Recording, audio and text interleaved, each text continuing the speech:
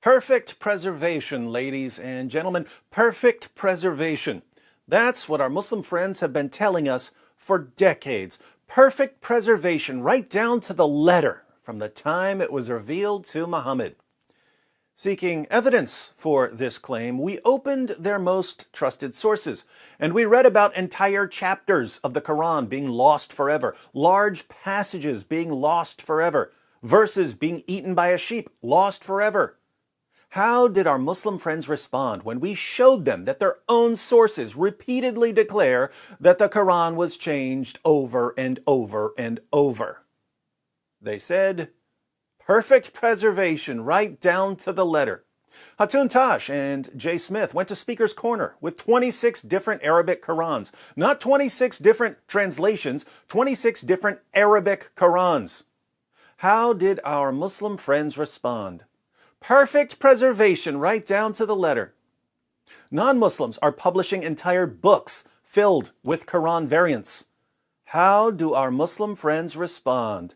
Perfect preservation, right down to the letter. Fortunately, after decades of non-Muslims showing Muslims what's in their own sources and their own manuscripts, after decades of Muslim apologists lying about the history of the Quran, there are finally some Muslim scholars who are starting to admit that there are holes in the narrative.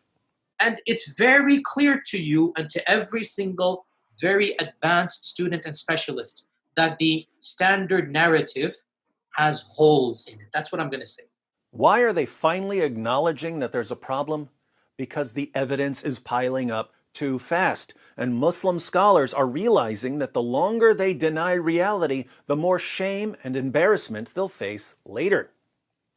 Now, the new problem we face is that even as Muslim scholars are finally acknowledging that there are holes in the narrative, Muslims are reinterpreting the words of their own scholars, insisting that what their scholars really mean is that there are simply different ways to pronounce certain words in the Quran. This is sheer nonsense. Sheikh Yasir Qadhi would not be in full panic mode over some pronunciation differences. Muhammad Hijab wouldn't have needed to delete an entire section of an interview if all Sheikh Yasir Qadhi had meant was that there are different possible pronunciations of the same word. But let's focus on Dr. Shabir Ally, who has recently admitted that there are different Qurans in different parts of the world. Today, most Muslims read the Quran in a text that is referred to as the Egyptian edition of 1924. That's how scholars refer to it. Most Muslims may not have realized that this is the designation for that manuscript, for that text. To Muslims in general, this is just simply the Quran. But this is not the only text of the Quran that is read throughout the world. He's also admitted that there are differences in Quran manuscripts. So there was this period in which Muslims had the opportunity to teach others the Quran without insisting on the precise words. Recently, a manuscript has been discovered from Sana'a in Yemen, and it's referred to as the Sana'a manuscript. That manuscript has two layers of Quranic writing. The lower layer has been scraped off, and the upper layer has the Quranic text written over. Now, the upper layer text quite closely corresponds to what Muslims are reading in the world today as the text of the Quran. The lower text that has been scraped off has some variation from what Muslims are reading in today's text.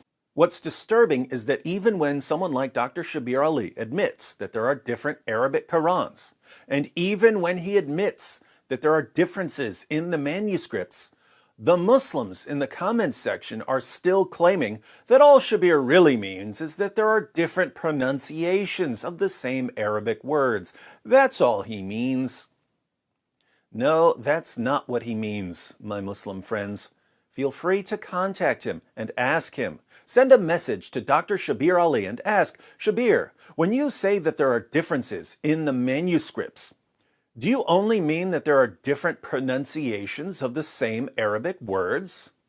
Shabir is going to give you an education, because Shabir knows what non-Muslim scholars are finding when they go through manuscripts of the Quran. They're finding missing words, added words, changed words, words moved around, words written over, words erased. It's a giant mess.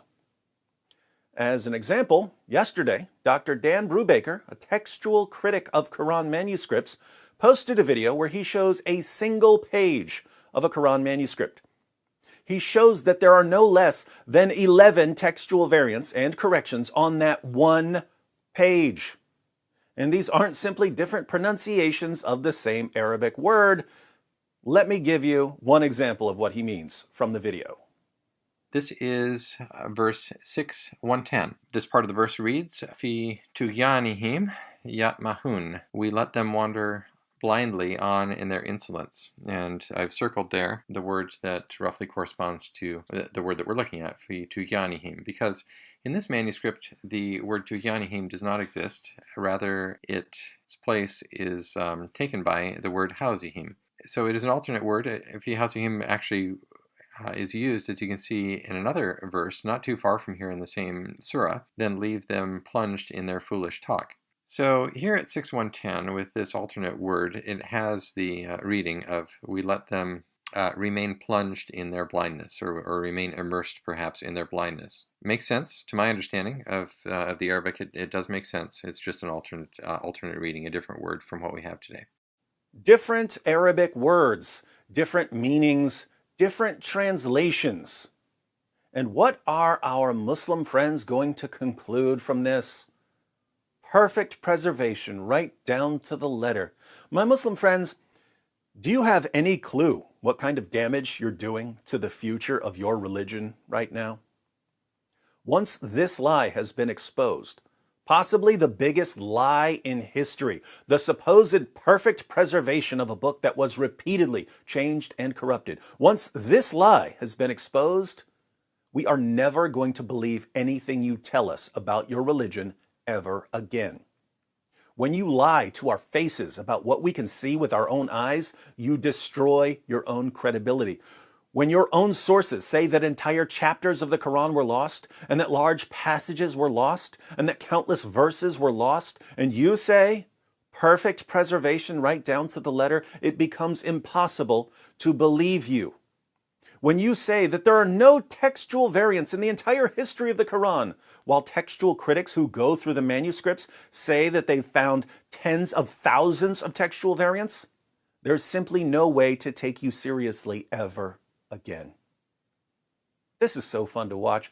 I encourage everyone to click on Dr. Brubaker's new video so that he can take you through 11 variants and corrections on a single page of a manuscript of a book that's been supernaturally protected by the great God Allah.